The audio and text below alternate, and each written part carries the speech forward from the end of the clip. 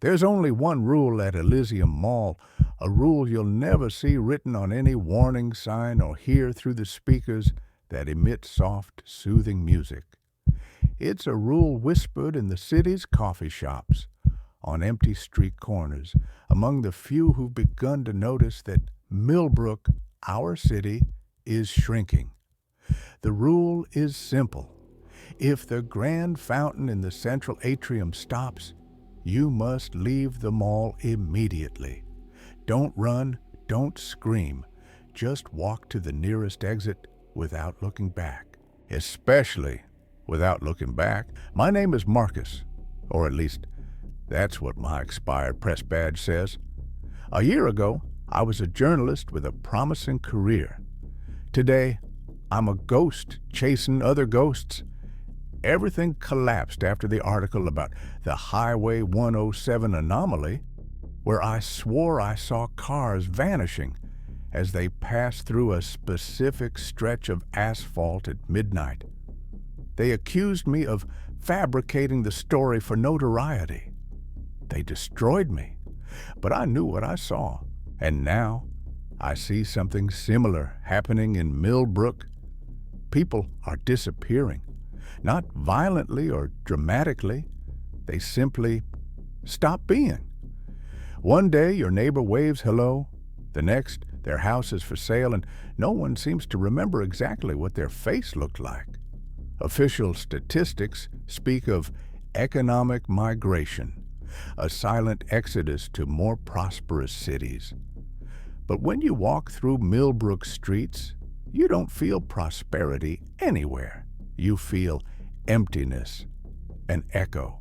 And at the center of it all, imposing and gleaming, stands Elysium Mall. It opened 18 months ago, a colossus of glass and white steel promised as the heart of the city's revitalization. 3 floors of luxury stores, a state-of-the-art cinema, and a central atrium so vast it could house a cathedral.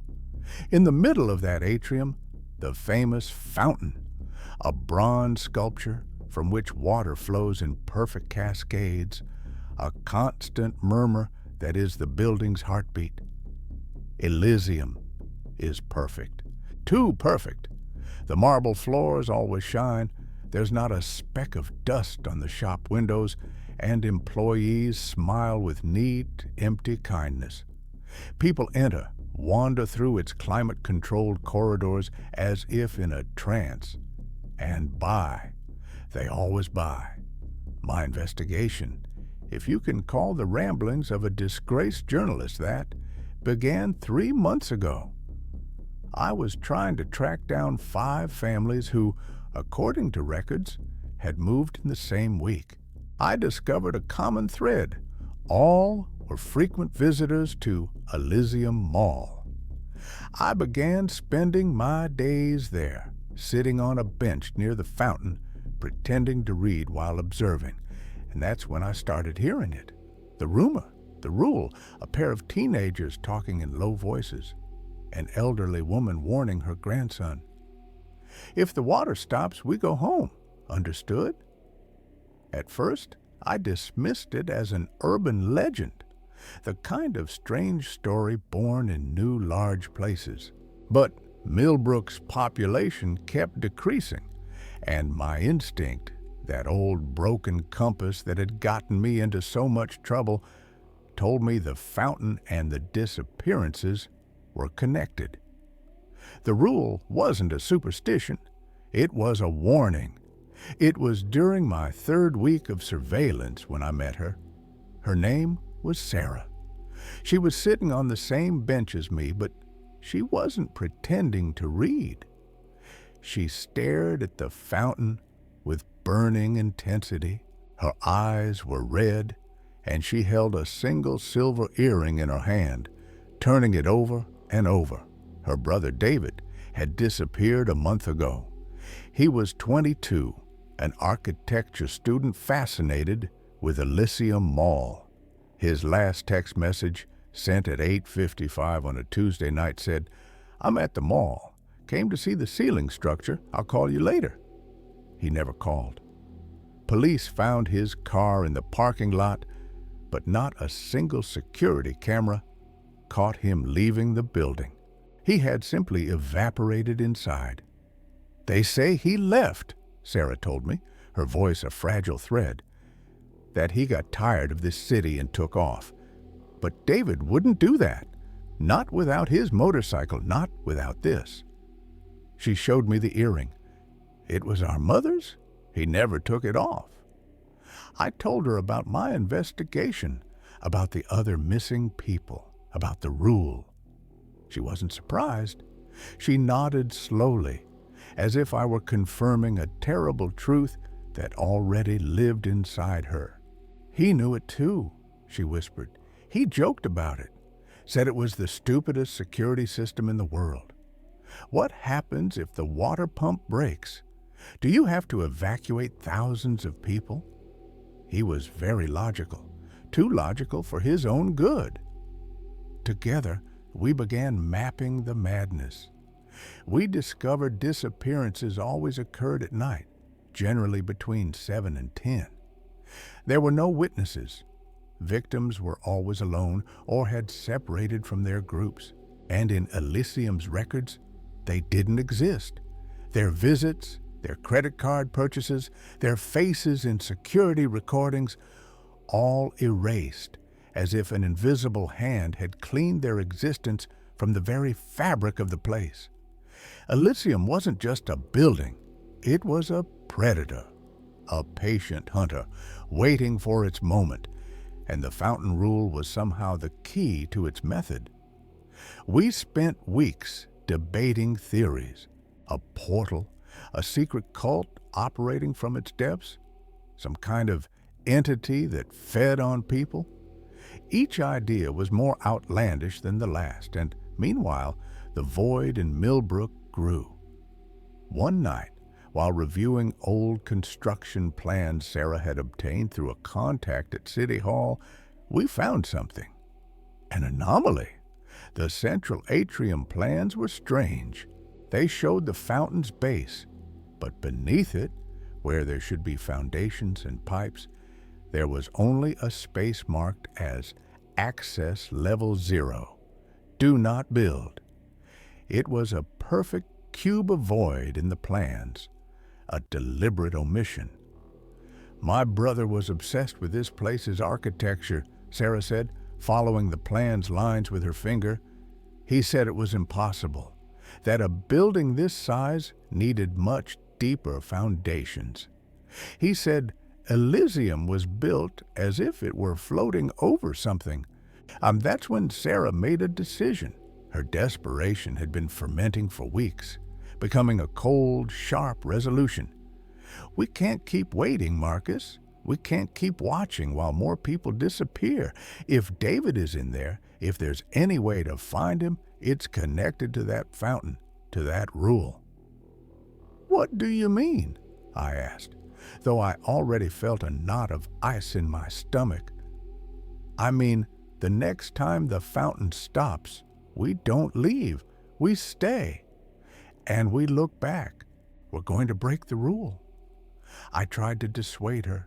I reminded her of the palpable fear in people's voices, the fact that no one who had disappeared had ever returned. But her eyes had the hardness of steel.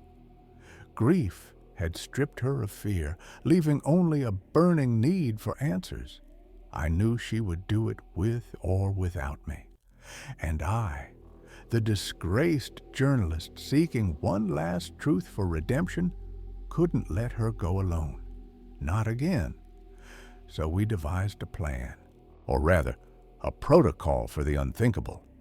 We equipped ourselves with backpacks containing high-power flashlights, extra batteries, water, protein bars, and a shortwave radio transmitter in case phones failed.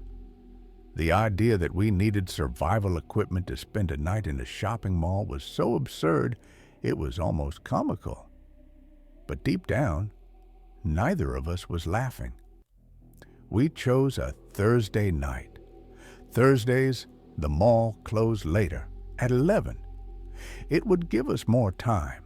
We arrived at 7 p.m. and positioned ourselves in a cafe on the second floor with a perfect view of the atrium and fountain. The water's murmur was a constant presence, a hypnotic mantra that dulled the senses. Hours passed with agonizing slowness. Every minute I watched people pass, laughing families, couples holding hands, individuals wandering with shopping bags. They seemed so normal, so oblivious to the shadow hanging over them. At 9:47 it happened. There was no warning, no sound of mechanical failure. Simply, the murmur ceased. The cascading water stopped mid-fall, frozen for an instant before collapsing into the pool with a final, resounding splash. And then, silence. An absolute, profound silence that absorbed all other sounds. In the mall, the ambient music cut off. Conversations died. For a second, all of Elysium held its breath. Then I saw the movement. Subtle at first. A businessman talking on his phone stopped, looked at the fountain, put the phone in his pocket, and with unnatural calm, headed for the exit. A woman pushing a baby stroller did the same. No panic, no questions. A silent, orderly procession of people abandoning the paradise of consumption. Every single one of them, without exception, avoided looking directly at the fountain. It was a ritual, programmed obedience. "Now," Sarah whispered. Her face was pale, but her eyes shone with feverish determination. We stood up. The exodus continued around us. No one paid us attention. We were invisible. We went down the escalator, which kept running, and reached the deserted atrium. The silence was so dense I could feel it pressing my eardrums. The fountain stood motionless, its bronze sculpture like a skeleton under the bright ceiling lights. We were alone. "We're supposed to leave," I said, my own voice sounding strange and alien. "No," Sarah replied, and then she did it. She turned slowly and looked directly at the silent fountain. "David," I heard her whisper, "I'm here." I waited for something to happen. An alarm. Security guards. Something. But nothing happened. The silence persisted. I felt a stab of ridicule. Maybe that was it. A strange local tradition. Maybe the water pump really had broken. And then the lights flickered. Once, twice. The third time, they went out completely, plunging us into total darkness. A darkness that felt physical, heavy, like black velvet. I turned on my flashlight. The beam of light cut through the blackness but seemed to be absorbed a few meters away. I pointed it at Sarah. She was beside me, motionless, eyes wide. "Marcus," she said, and her voice trembled for the first time. "I'm here," I replied, trying to stay calm. "Probably a general power failure." But it wasn't a power failure, because when I pointed the flashlight toward where the main entrance glass door should be, there was nothing, just a wall, a white marble wall identical to the others, solid and uninterrupted. I swept the light beam around the entire atrium perimeter. All exits, all store entrances, all openings were gone. We were inside a perfectly sealed marble box. Cold, sharp panic pierced through me. "This can't be," I muttered, running to the wall where I remembered the exit. My hands hit a cold, smooth surface.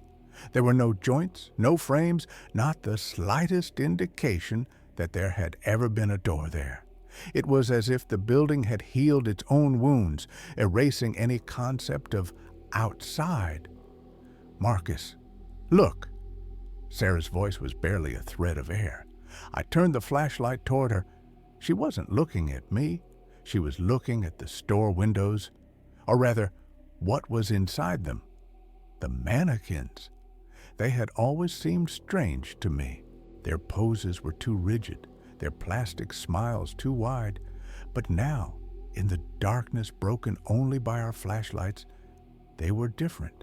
Their plastic skin seemed to have a softer, almost organic texture.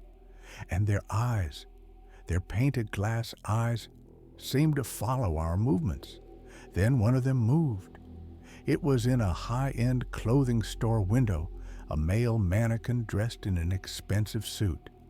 Its head turned, not with mechanical movement, but with slow, deliberate fluidity. Its glass eyes fixed on us, and then it smiled. The smile wasn't the painted grimace from before. It was a real smile, a curve of lips that shouldn't be able to move, revealing a row of teeth that seemed too human. Sarah stifled a scream. We instinctively backed toward the center of the atrium, toward the dead fountain. Another mannequin moved in a window across the way. A female figure. She raised a hand and pressed it against the glass, leaving a condensation mark. They weren't trapped. They were waiting. "We have to get out of here," Sarah said, her voice full of terror. "There are no exits," I replied, my mind racing. "The building has changed." The sound of breaking glass made us jump. The suited mannequin had broken through the window. It moved toward us, not walking, but gliding across the floor with horrible grace, its joints clicking softly. It wasn't aggressive. It was curious. Its head tilted as it approached, like a predator studying new prey. We ran. Without a destination, without a plan. We simply ran away from that thing, deeper into the now dark first-floor corridors. The architecture around us had begun to deform. Corridors that were once straight now curved at impossible angles. Stairs led up to ceilings that didn't exist. My mental map of the mall was useless. We were in a different place, a cancerous version of Elysium that obeyed nightmare geometry. Sounds followed us, the soft sliding of mannequin feet on marble, a low, guttural whisper that seemed to come from the walls themselves. And something else, a slight dripping. We found it on the third floor, in what used to be the food court area. The place was unrecognizable. Tables and chairs had merged into strange organic sculptures, and from the ceiling dripped a thick, translucent substance, forming puddles on the floor. It had a sweet, chemical smell. In the center of the room, there were a dozen motionless mannequins arranged in a circle. But these were different. They weren't dressed. They were naked, their plastic skin half-formed. They looked unfinished. Near them, on pedestals, were piles of clothes, purses, cell phones, personal belongings. Sarah stopped dead. Her flashlight trembled, illuminating one of the pedestals. On a pile of folded clothes, jeans, a band t-shirt, was a single silver earring. "David," she whispered, approaching the circle. "Sarah, no," I warned, grabbing her arm. "Don't get close." But she broke free. She moved as if in a dream toward the center of the circle, toward one of the unfinished mannequins. This one was less complete than the others. Parts of its face and torso were still in shapeless mass of plastic. But in the middle of that mass, something was taking shape. Familiar eyes, a nose, the curve of a jaw. It was her brother's face slowly emerging from the plastic cocoon. His eyes were closed as if sleeping. "David," Sarah sobbed, extending a hand to touch his face. "Don't touch him!" I screamed, primal panic seizing me. I understood in that instant. This was what happened. It wasn't a portal. It wasn't a kidnapping. It was a substitution, Elysium didn't kill people. It harvested them, melted them, and molded them into these perfect copies. The mannequins were the chrysalis stage. My scream came too late. Sarah's fingers brushed the plastic cheek of the mannequin. The instant of contact, the mannequin's eyes snapped open. They weren't David's eyes. They were completely black, wells of empty darkness. A sharp, inhuman shriek came from its half-formed mouth. The substance dripping from the ceiling began falling faster, and Sarah's figure began to dissolve, her body losing solidity, being absorbed by the mannequin as if she were made of wax. She screamed, but her voice distorted, mixing with the creature's electronic shriek.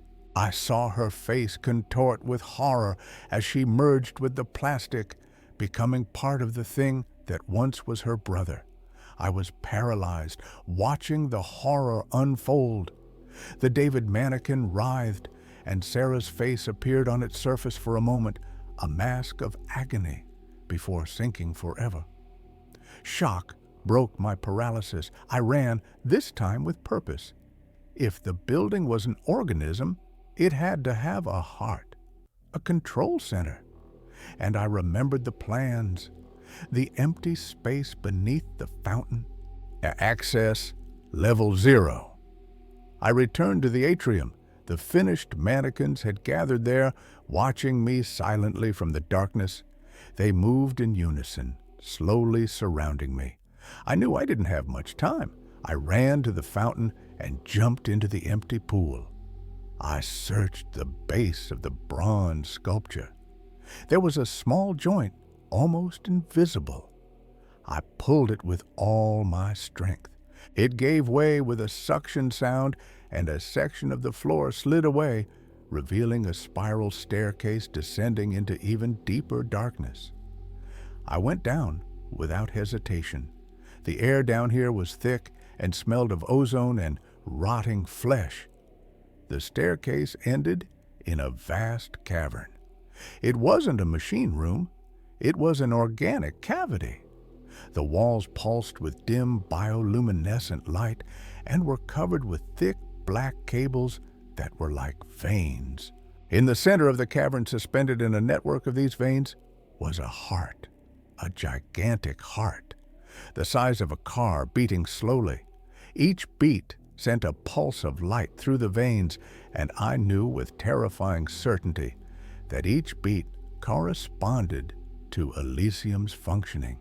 The music, the lights, the air conditioning, the water flow in the fountain, everything was powered by this monstrous organ. I had found the nightmare's engine. The mannequins had begun descending the staircase.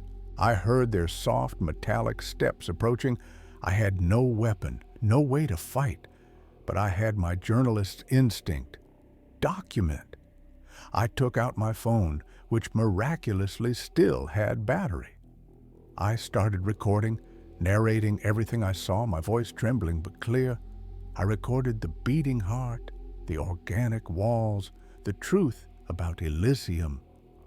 One of the mannequins reached the bottom of the staircase. It was the one in the suit. It stopped and observed me. It didn't attack me. It simply waited. And then I understood. They didn't want to kill me. They wanted me to join the collection. I looked at the heart. Then I looked at the veins feeding it. One of them, the thickest, passed near me, connecting to the ceiling just above the staircase. It was my only chance. Madness. I jumped, grabbing onto the slippery vein. I swung, using momentum to launch myself back toward the staircase over the mannequin. I landed clumsily, twisted my ankle, but didn't stop. I climbed limping, pain a white explosion in my brain. When I reached the atrium, something had changed. One of the walls, the one facing the main entrance, was flickering. For an instant, it was solid marble. The next, it was the transparent glass of doors, showing the starry night and empty parking lot. The system, was failing. My intrusion into the heart had destabilized it. I ran toward the flickering wall, limping, ignoring the pain. The mannequins were coming up behind me faster now. The wall flickered, marble, glass, marble, glass. I had to time it. I waited. Marble, glass. And I jumped. I went through the glass image just as it flickered. There was a sensation of glacial cold, like diving into ice water, and then I fell onto the hard asphalt of the parking lot. The night air, real and fresh, filled my lungs. I turned around. Behind me, Elysium stood, silent and bright. The lights were on. People were coming out, laughing and chatting. The fountain inside, I could hear it, was murmuring again. I had escaped, but I hadn't won. No one believed me, of course. My phone recording had corrupted, showing only static. My story was that of a madman, but I know the truth. I've seen the replacements. They walk among us. They're perfect, kind, slightly distant. They occupy the homes of the disappeared, work at their old jobs. They're the model citizens of a city emptying its soul to fill itself with empty shells. I've left Millbrook. Now I travel from city to city looking for other places like Elysium, because this wasn't an isolated event. It was a prototype. The heart I saw beating wasn't the only one. It's a franchise, a consumption chain that spreads, opening new branches in unsuspecting cities with their own rules, their own traps. And I'm the only one who knows their secret, the only one watching. Because when you shop at these places, you don't just pay with your money, you pay with much more. And sometimes the price is everything you are. Subscribe now and hit that notification bell, because next week I'm taking you underground to a place where 4 unwritten rules are all that stand between you and something that's been hunting in the tunnels beneath the city for decades.